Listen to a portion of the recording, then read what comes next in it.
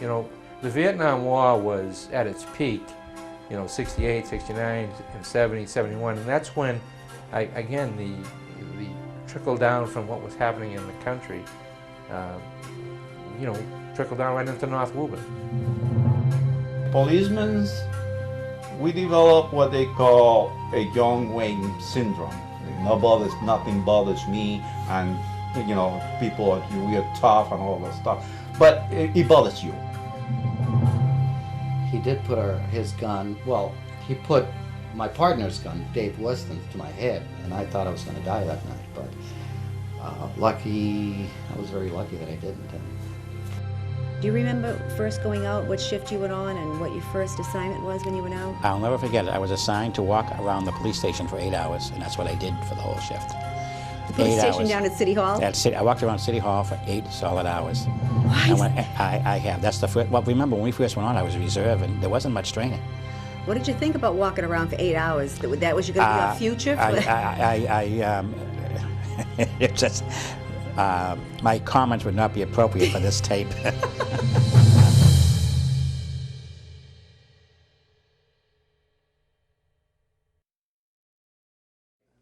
So yeah, then there was incidents in North Woburn when we had the North Woburn. Walk me through that, The bombings Walter, and- from your perspective. No, and this is in the 70s, is that correct now? Right. Are we still in the 70s Right. period? And it was all the fire bombings. That's right. Mm-hmm.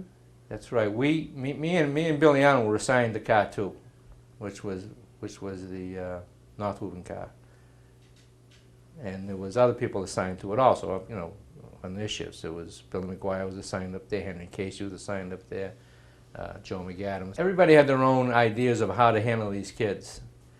You know, you give them an inch, but if you gave them an inch, they'd take a mile. And I finally said, you know, nothing, you can't give them an inch. You've got to get them out of here. And like when they hang around at Purity, and they were hanging around at different areas of North Woburn, the playground, you know, just defying the rules of law, you know, of drinking and smoking dope and whatever they were doing, and defying authority, basically what they were doing. 2 o'clock in the morning, they throw a Molotov into something, just to start something going, and then it became like a war. They're not kids as we know them. You know, we're talking kids, 12, 15 years old. These were older ones. These were older in the late teens and early 20s, and they were very capable of destroying property. They all hung out on North Woburn Playground. They're all natural-born troublemakers. I was in the cruiser up here at that time, and they gave me a lot of headaches. I ended up more than once on the ground fighting with them, get in a skirmish and throw them in the back of the cruiser, take them down to court.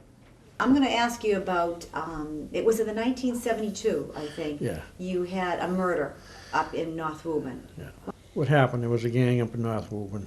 All the North Woburn kids hung around together. And there were a lot of fires up there. We had one of the guys, in fact, he did live downtown, but we had, you know, he was the informant. He made more bombs, taught them how.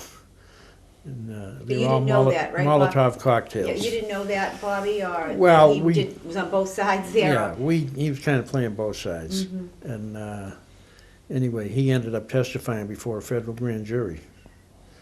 And they found that out. But, you know, of course they're going to find out. The gang. Yeah, Yeah. they found it out. And so he went up to the park, and they did a number on him. So he came in the station that night. I was working, and he told me what happened. So I called the ATF. They sent out a bunch of guys. We went up and made some arrests for intimidation of a witness. Later on, after the trial, they were found not guilty. They said they took him for a ride. Let's go here, go there. They took him up to Lowell. We know he went to Lowell. And that's the last anybody ever saw of him. Charlie King and I were sitting in the apron of the North Woburn Fire Station waiting to get off duty on a first half. Two kids come up to us and said, we think we found an arm in the dump. And I said, really? So I walked back into the dump with one kid, and the other kid in the cruiser with King went around the old dump road down Merrimack Street. I get there first, and at that time, there was a little road and this big pile of green bags where the dump was. It was just loaded with garbage. The bag had fallen off the top and landed on the road. And when it landed on the road, it split open, and the arm was like this, was laying there like this. And I looked at it, and all you could see was like this part of it.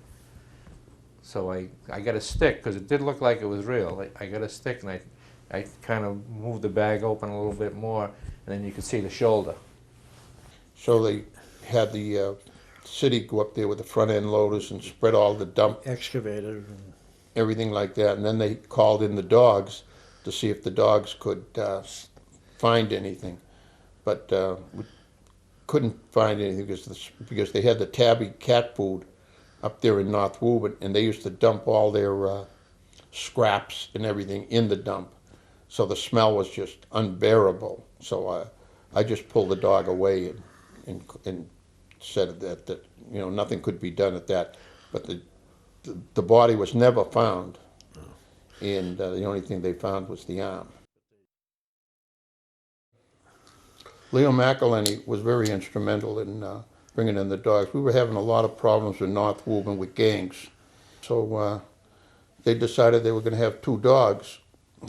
There were two of us, and I think a lot of it was seniority, and so Billy McGee had more time than I did. Billy McGee Sr.? Senior. And he had more time on than I did. And so he was picked first, and then I went on. What was his name? Jet. Jet. And how long did you work with him? Well, I worked with him. I made sergeant, and I still had him. So I'd say about 6 years. Six years. And he was a great dog. He was good. After a while, he was a great family dog.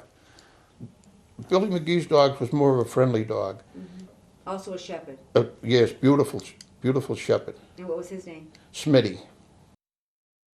Even in the midst of harrowing times and difficulties of a serious nature, there were still lighter moments that helped relieve the daily stress.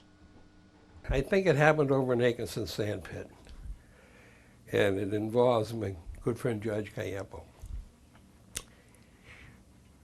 One of the things that we used to have to do over there, back when they were burning all the buildings down in North Woburn, they were burning cars in Atkinson Sand Pit.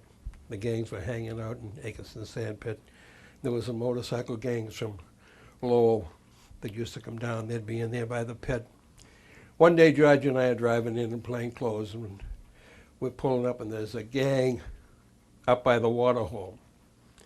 And I looked up, I said to myself, boy, we got to move this gang out. And we'll be lucky if we get out of here without a battle royal. So one of the guys half standing and half sitting on his motorcycle, the guy had to be 6'2", weighed well over 250 pounds. Dirty, long hair down to his shoulders. He had a beard, okay? He had his denim vest with the colors of the club that he belonged to all over it and this thing. And I looked at him, and I took one look at that guy, and I said to myself, oh, we'll be lucky if we get out of here alive. Nobody gave us the Superman's red cape when we went on the job. You know, you did what you could, but I took one look at the guy and says, we're not going to get out of here alive. We rolls up to the scene where the thing is. George is sitting in the car with me. He rolls the window down. He sticks his head out the window, and he looks at the big guy that I just described to him. He says, hey, Mary, get out of here. The guy took one look at George, and he started to laugh. I said, oh, thank God.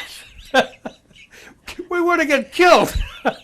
George just looked at the guy, and he says, hey, Mary, get out of here. You can't. The guy probably figured, hey, anybody that don't say, hey, Mary, to me, I don't want to tangle with. Troubles with gangs of youth aside, the decade of the 1970s brought several items of note. The position of captain was established for the first time in 1970, with Ken Murphy and Leo McElhenney appointed the first two, and Al Flaherty appointed soon thereafter as the third captain. The year 1970 also saw the formation of the first police union in the city's history. Officer Fred Marshall was elected the first president, with Richard Massinanti as vice president, Bruno Breda as treasurer, and Russ Hamill as secretary.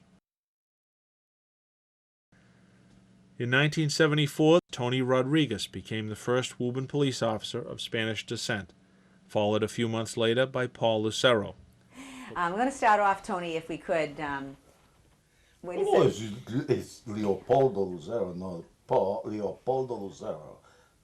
Isn't it? Well, you're Jose. I am Jose, Jose yeah. Maria. Jose Antonio. I thought it was Maria. Maria? No. Is Leopoldo what? Say your name. Benigno. That's Beto right. Benigno Lucero. Yeah. That's right. I used to call him Benigno. Benigno. Yeah, and I was born in the small town of Puerto Rico, Arroyo, Puerto Rico. And when did you come to this country? I came to this country in, I remember like it was today, May 2nd, 1962. May 3rd, 1962, I went to see the Red Sox. Did you? Yeah. Paul, when did where were you born? A little town right outside Las Cruces, New Mexico. And Tony, you were the first Spanish-speaking policeman. There was people who didn't like it, you know, because there was prejudice everywhere you go. And there was there was a lot of good people. But the one that they were, I figured that that was their problem. Me, I like everybody, so I had no problem in, you know. But most of it, I developed some very nice friends, very good friends in the Palmdale, yeah. And I get along with everybody. When they found out that I was Spanish and I could speak Spanish, I think it's a little different. When you become a police officer, you become a police officer. You become, like Tony said, if there is prejudice, I think it's put aside because you're a police officer and you become a member of the Brotherhood. And it doesn't matter who you are or what you are. You're in the same boat, and I think you view issues where if my brother officer needs help, I'm going to be there for him. There was a guy who made me laugh, Eddie Tedesco Sr. Guy made me laugh every single morning. He had a joke for me every single morning. And we used to cut cartoons, you know, and, you know, I'm sticking on in my locker, you know, that if it was related to me, but he was a funny guy. You know, I think most people view a police officer as a law enforcement person. And it's true, you have to enforce the law. But by the same token, in reality, when you come down to it, I think the main job of a police officer is to help people. And that's what the main focus is, to help people. Whether if you arrest people, it's for the purpose of enhancing society and making society a better place to live. And that's where police officers come in. Do you arrest people? Yeah, but I think it's, I always try to not to go and arrest people, because to take a person's liberty away from them, to me, is a very sacred thing. You have to do it many times, and you have to do it for hopefully the right reasons. What did you feel about what you saw every day? How many calls would you answer in a day? Because it was a very busy time, from what I can understand, the late 60s into those 1970s. What do you guys think? It was a busy time, but at the time we were young, and we liked that type of, you know, a busy time. There was, you know, the night went fast. We worked nights. Social changes were catching up to the department, and by the mid-1970s, hairstyles and facial hair were very much reflective of the times.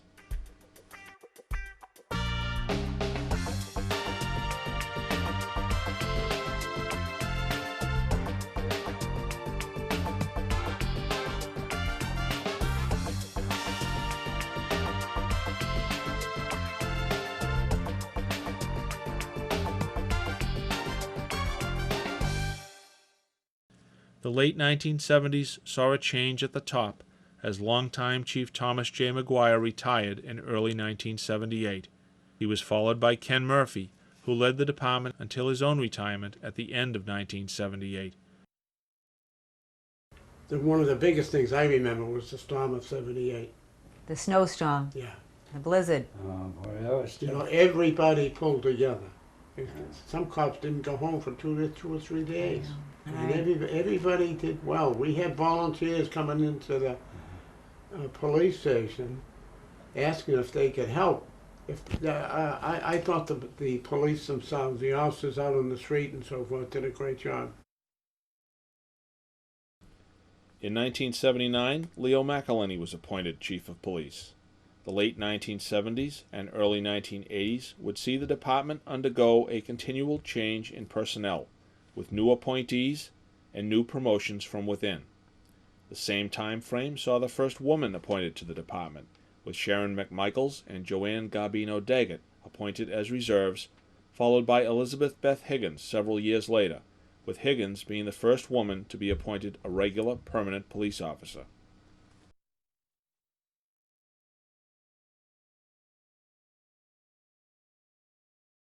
We had a lot of bank robberies.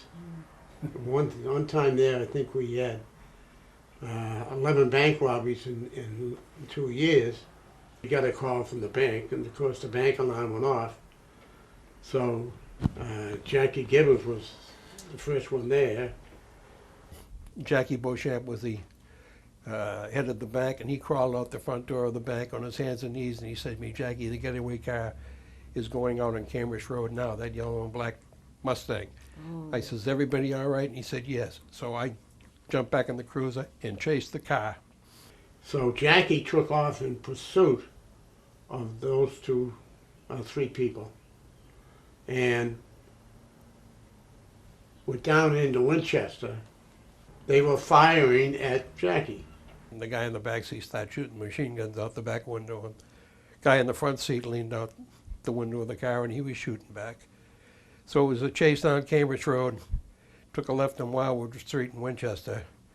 Said to myself at that time, they were shooting at me with the thing. I said, I'm going to make them duck too. So I took the gun out with my right hand, put it in my left hand, put it up in the air, and fired 2 shots up in the air.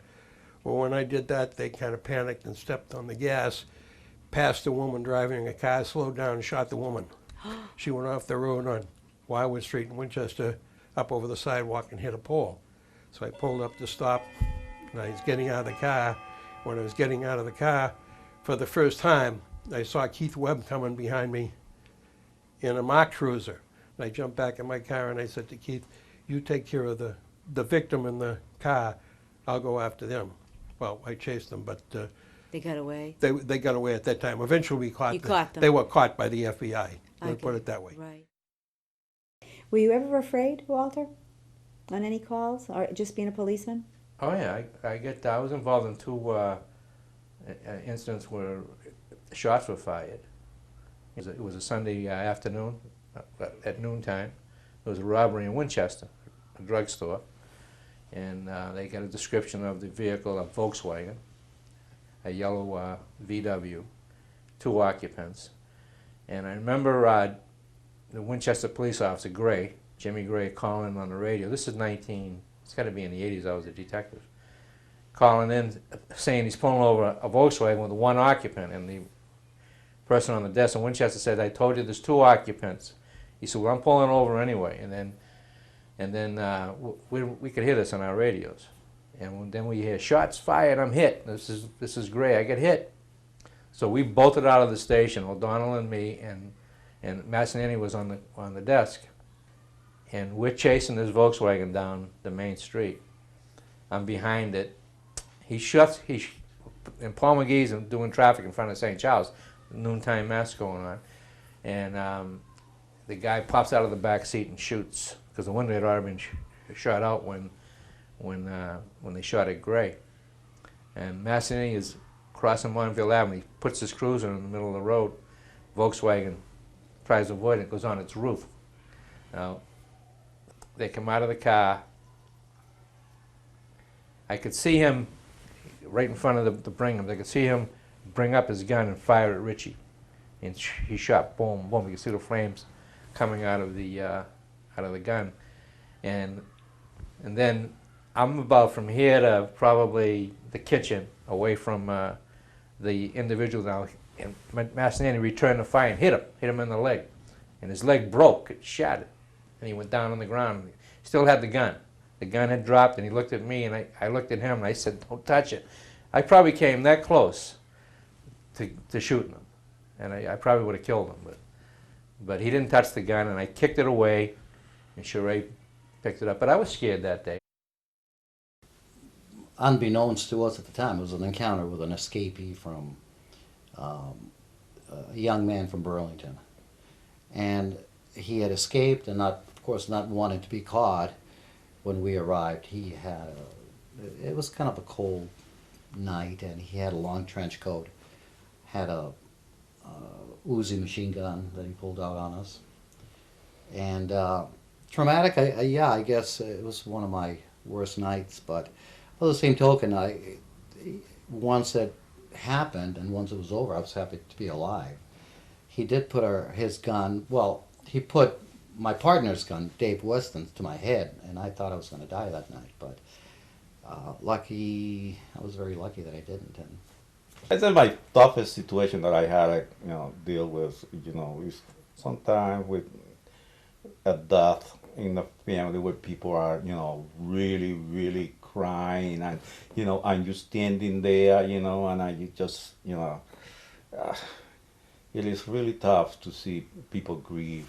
And we went to many, many calls in which, it requires, people die, and we stood there and we cried with the people, with the people that, that they were grieving. Were you ever into some really high-speed chases? I was in a few, maybe. he was in a high-speed chase one time, and I could hear him over the radio, and he's down on Main Street, and I don't know what was going on, and I can't remember who he was with, but all of a sudden he went from English to Spanish. I was with Arta Tercantones, I was. And all of a sudden he started talking Spanish, and nobody could understand where he was or anything like that. That was a funny. I think I translated. No, that was Arta Tercantones was chasing he was driving, and the guy was everywhere, and the guy hit a pole, and the pole come down, and Arta's going, trying to avoid the wires, and I'm telling about Arta to go to the right, but I came out in Spanish. That's John O'Donnell was my gun's brother. Yeah, his brother. He was, took me down, we had a small range down the Sala. He went to show me, I never fired a gun in my life, so I went to show me how to fire. I hit every wall.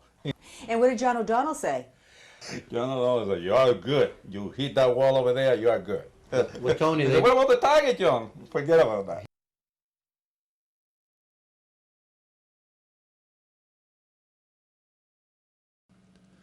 A growing problem faced by Chief McElhenney and his force in the 1980s was the problem of space, as it was becoming increasingly apparent to one and all that the department could not be expected to long continue in their cramped, crowded, and technologically outdated police station. But we were working out of a dungeon. Yeah, explain to me City Hall. I mean, how bad was it? Oh boy, you spend 9 hours in that place. You're ready for a rat trap, anything to get out of. In the wintertime you freeze because the heater didn't work. They had 3 different heaters, one for the basement, one for the second floor, and one for the top floor. In the summertime, it was unbelievable how hot it got. The air conditioning didn't work downstairs. I'm talking about when I was on a desk downstairs. It was terrible conditions for anybody. The cell block, that was a disgrace. The woman's cell block was worse. That was a dungeon, really. It was, very detrimental to work inside there. There was that was part of the most stress you go inside there. The environment was not that good. I don't even think you could really call it a police station. No, it wasn't even a police station. It was a space assigned So to the police department because they had that at City Hall. there was probably 5 cells were down the basement of City Hall, and they had the old doors with bars.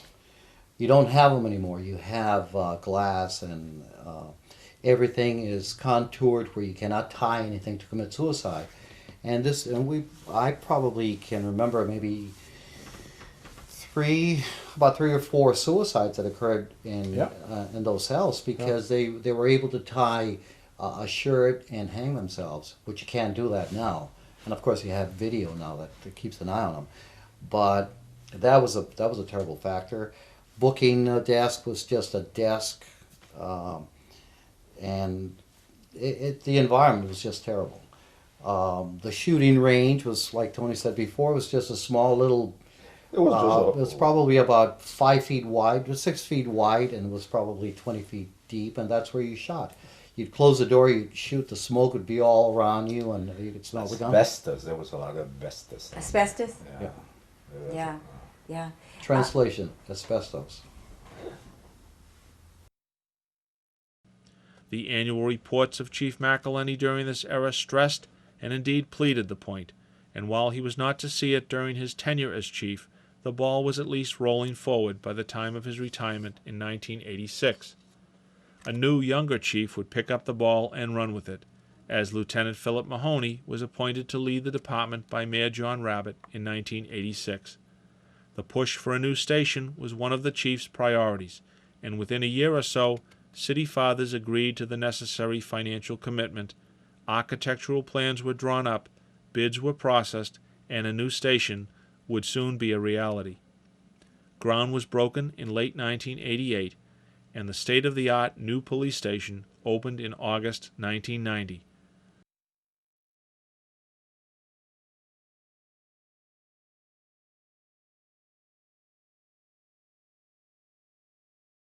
The Woburn Police Department of recent years logs in nearly 30,000 calls a year. It arrests, on average, about 500 persons a year, and takes out criminal complaints against another 500 or more on an annual basis. In addition, well over 100 persons a year are taken to the station and placed into protective custody. The department issues well over 5,000 traffic citations a year and issues in excess of 2,000 parking tickets as well.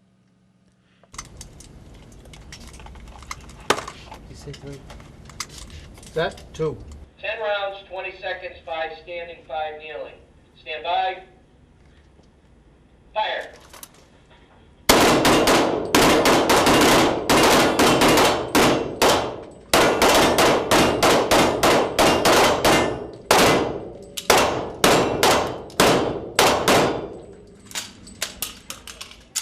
Make sure you scan, decock, and holster. In addition to a full-time force of approximately 75 men and women, there is a reserve force of about 10 or so, plus an animal control officer, a position held for many years by John Jack Grammer. There is a parking clerk and a civilian clerical staff, which is the administrative backbone of the department, among whom Administrative Assistant Barbara Scally is the longest-serving member. While the new station perhaps reflects the most striking physical change to the department in the last 20 years, no less striking have been the changes in the types of issues and problems facing the police officer of the modern era. What is the most serious thing you see in Woburn now for crime? A lot of it goes back to drugs.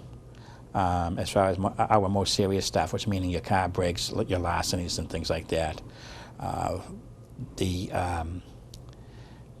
The number one problem in the city of Woburn, and we poll the citizenry on a fairly regular basis, is required for accreditation, of course, is traffic issues, believe it or not. Really? By far. Is it because we have so many people coming into Woburn? Well, we have, our population nighttime is around 38,000. Our daytime population is up close to 90. We have 93 and 95 Route 3 that intersect our community. It's a very, very large business section here, especially up in North Woburn and the East Woburn along Washington Street and Mission Road area and Commerce Way has been our biggest expanding area. So Woburn, the biggest change that we've seen now, we have a full city now. We have a much better educated group of police officers now than we did then. And so not that the officers before us didn't do a good job. I don't mean to. But it's a different world. It's different training. World. It's yeah. Right, and it's not. It's a much more litigious world as far as being sued all the time too, and that's what we have to train officers up to that. Right. And everybody today has a camera or a cell phone. Yes. Everybody's a TV camera. I know. Pictures, and they've got to understand that. Yeah, and that's what we train to. Camera. Today, I want an officer with a degree, background in English and math, if possible, with high computer skills. The computer system is, I think, the best advancement that we've been given in law enforcement, and particularly, here in the department. We've had them for about 1.5 years now. If I'm at a red light and I want to check the car in front of me because it looks like the registration sticker might be expired, I can punch the information in and get it back before the light cycle has changed. It happens that fast. That's unbelievable. And from here I can check the registration status on the vehicle, I can check the license status on the registered owner of the vehicle, or if I have the person actually stopped, they don't have their license, they just give me their license number, I can put that in the computer, check their status, check their driver history. Phil, why don't you talk to me about racial profiling? Woburn went out, we hired our own software vendor, and we came up with a program. And I continue that program to this day. We've been doing it now for about 3 years. Every single stop that we make, we track every stop, who the operator was, not who he was, but the contact with the police, how long the stop was, what his or her makeup was, Spanish, white, black. I think there's Asian, and there's one more, I believe. And we can track them statistically if they're above or beyond the norm. But what is the main purpose of this, being aware of this racial profiling? Is it to make sure your officers are not being prejudicial in any way? Yes, one of the things that we look at very closely, and we try to put the officers through training on this also, what is the selection process? Why are they above the norm in stopping blacks or Hispanic or someone else? It's a common belief within the minority community nationally. 70% believe that police racially profile. And we have to, and I'm a strong believer that we have to be able to respond back to that community that, and we have to have a way of doing it, saying, this is not going on. If it is going on, we're addressing it. One of the things we do by addressing it, the first thing we call that officer in saying, let's figure out why this is happening. And it may be he's in a neighborhood that has a much higher percentage of minorities, and we're having a problem in the neighborhood. So if that's the case, that's fine. And that's so those issues that we have to address, but we have a responsibility back to the minority community saying, we are addressing this. We're doing the best we can with this. There was a time, Kathy, as you know, in fact, going way back, we didn't lock our doors. Then we started locking our doors, but we knew if our kids were home at night, they were safe. The problem is now we know that our kids up in their bedroom are going on the internet, and we know they're not safe.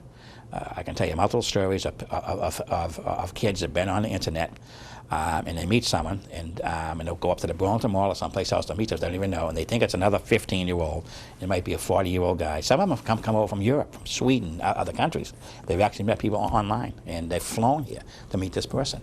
And the internet is it's a wonderful tool, but it's also a threat. And it's and the parents have to be aware of it, and they need to be able to check on the kids. They have to put filters on. Right. They have to put filters on, and because they could lose their child. It is so serious, very, very serious. You're right. And does it happen a lot? They have to go on like on MySpace.com or on Craigslist. You can buy anything on Craigslist. You can buy a car, or you can get a prostitute. It doesn't matter.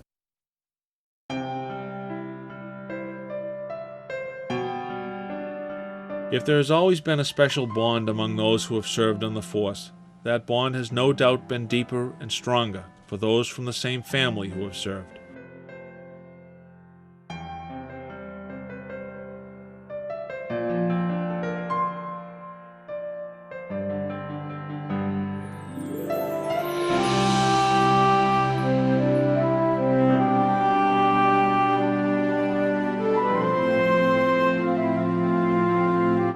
There have been numerous instances of a son following the career path of his father, with two early examples being Dave Sweeney following his father, Henry J. Chick Sweeney, and John Jake Dever following his father, William P. Bill Dever. As the force has grown and as the years have gone by, other examples abound where a son has proudly followed in the footsteps of a father.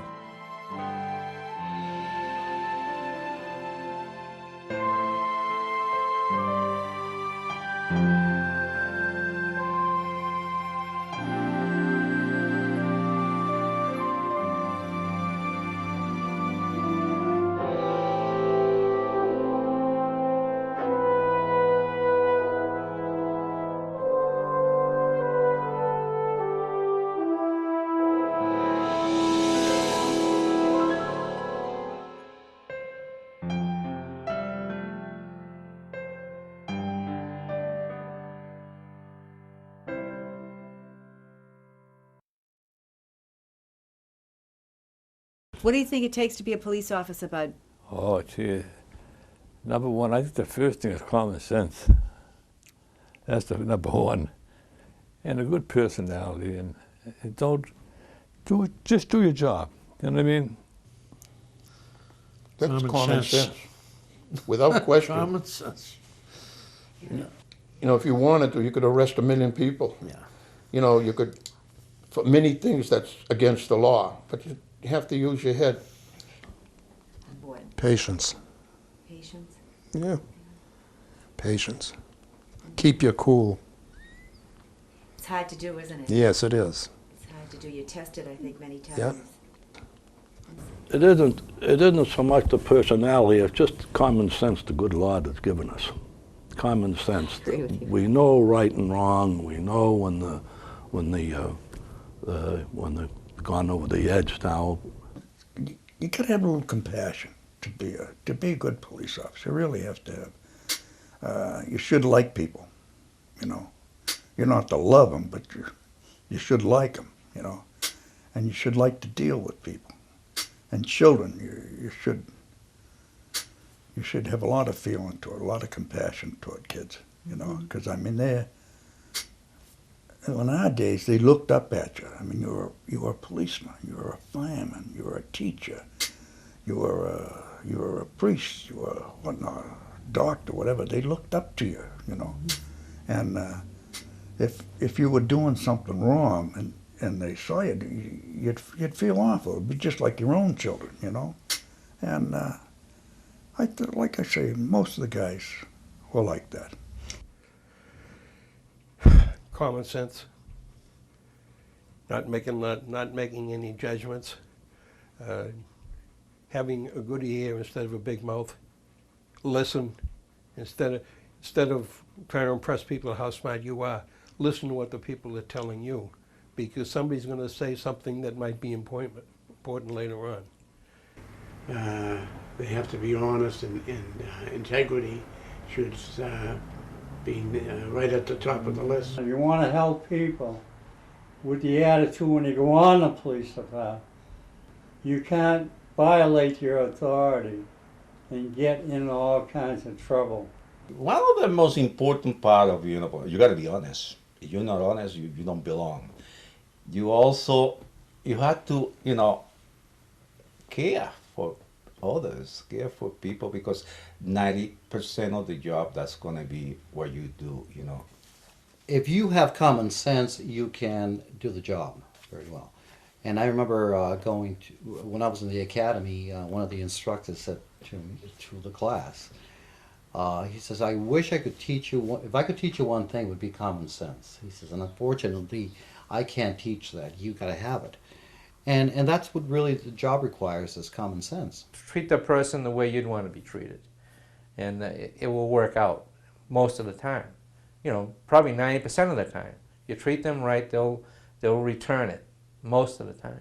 I think it takes a well-rounded person who, is understands that, they're going to be dealing with some very difficult situations and people having very difficult times.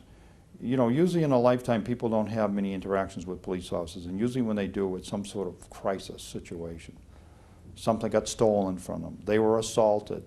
A family member had some difficulty. And when I greet the new Woburn police officers, I always tell them, I says, please understand and try to remember that your interaction with whatever people you interact may seem routine to you, but for that person, they're going to remember that interaction like a slow-run movie for the rest of their life. They're going to remember everything about it. And if the experience is positive, they're going to have a very positive impression of our police department. Yeah, do you think you made a difference, Jack? Yeah, there's some things that you made a difference. And I came into the station a little early one morning, and Leo said to me, Jack, will you do me a favor? Would you take the ambulance and run down to Buckman Street? A man just called. He says he can't wake his wife up. So I took the ambulance, went down to, I believe it was Buckman Street. When we got down there, I went into the house. There was a woman she was a little plump, okay? She was laid out on the divan, and she had an Afghan over her. And if you know what postmortem validity is, when a person dies, the blood all runs to the lower part of their body. And as I came in and looked at the woman, it was obvious that on the right-hand side of her face and her right ear and everything seemed to be darker, that the blood was running. And after checking her, I felt as though she was dead. And at that time, Ollie Galante, Donnie Lyons, and Earl Gonzalez came in to assist me. And the husband was pretty well broken up, so I said to the other officers, I'll go out in the ambulance and call in. Because at that time, they didn't want you bringing dead bodies to the hospital, you know, and tying up the emergency room. Because I'll go out to the ambulance and call in on it. Because the husband was all upset. I didn't want to make him any worse, call for a medical examiner in front of him. And I went out the door, and it was God's will that when I was walking out the door to go to the ambulance, two women came walking across the street, and one woman said to the other one, gee, I hope she's not too sick, because she's expecting any time now. And I ran back in the house, and I said to the husband, is your wife expecting? And he said, yes. And I says, when is she due? He says, in 2 weeks. And I says, who's your doctor? He says, Dr. Lombardo. So I said to the three other officers, Donnie, Earl, and Ollie, I says, put the body on the stretcher, we'll bring it to the hospital and see if we can save the baby. So we put the body in the ambulance, raced to the hospital. I called in the ambulance and told them we were on the way to the hospital with a woman that appeared to be dead, and that she was 8.5 months pregnant. We were going to try to save the baby, and Dr. Lombardo was the doctor. Well, it so happened at that particular time, Dr. Lombardo was in the hospital, Dr. Tommy Flaherty, a pediatrician, was in the hospital, and Dr. Paul Kelleher were in the hospital. So as we backed the ambulance into the door of the emergency room, Dr. Lombardo jumped into the ambulance, put the stethoscope on the woman, determined that she was gone. We took the stretcher out of the ambulance and started wheeling in. And before we even get into the cubicle, while we're still going down the corridor in the accident room, the doctor determined that she was gone. He ripped the nightie off her and performed a cesarean, took the baby out, tied the cord off. Tommy Flaherty, Dr. Flaherty, and Dr. Paul Kelleher worked on the baby with CPR, and the baby started breathing. The baby is now a lawyer in the city of New York, but the mother was dead long before he was ever brought to the hospital. If somebody says, what was the most, best case? That was it.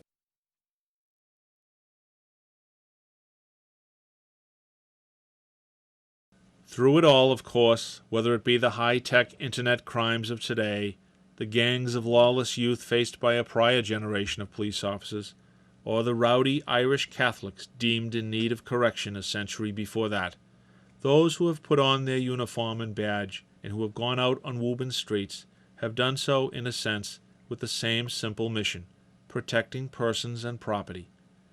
We have asked them to work in a job that carries special hours and unique duties. We've asked them to work in all kinds of weather. We've asked them to work when we ourselves are enjoying family holidays or Christmas dinner. We've asked them to be ready to leave their own families on a moment's notice so as to respond to a variety of natural disasters. We've asked them to keep the kids off the corner, but not, of course, to raise their voice to our kid. We've asked them to enforce our traffic and parking laws, but not, of course, to give us a citation or a parking ticket. We've paid them what we can, and we've given them the option to work extra shifts or details in order to get ahead. We've left it up to them to figure out how to balance time at work with time with their families. We've asked them to be polite at all times, to keep an even temperament, and to not have the bad days that we sometimes allow ourselves. We've asked them to keep the horrible accident scenes inside of them, and to not let it affect them. We've asked them to be ready to walk into harm's way on our behalf, and if need be, to take a bullet in the abdomen. Indeed, to put their life on the line for us, with the full realization on both of our parts that we can never adequately compensate them for that risk. I think it's fair to say that they've done what we've asked. They've done it with a devotion to their job and with a genuine effort to help people along the way. And they've done it with a pride in their work, not a boastful pride, but rather with that sense of contentment and clear conscience that rests inside each of them, and that comes from knowing that they've done their duty. The mission continues to this day and beyond today, of course, and those who put that badge on tonight, or 10 years from now, or 30 years from now, will confront in many ways the same pressures, the same challenges, and the same anxieties faced by those who have gone before them. If the history of the department is any guide, we know the mission will succeed. That history shows us that, all in all, we've been in pretty good hands, with a great tradition of wonderful, caring, and dedicated police officers.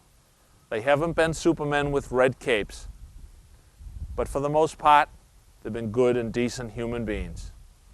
And as long as that criteria continues, we'll be in good hands for years to come.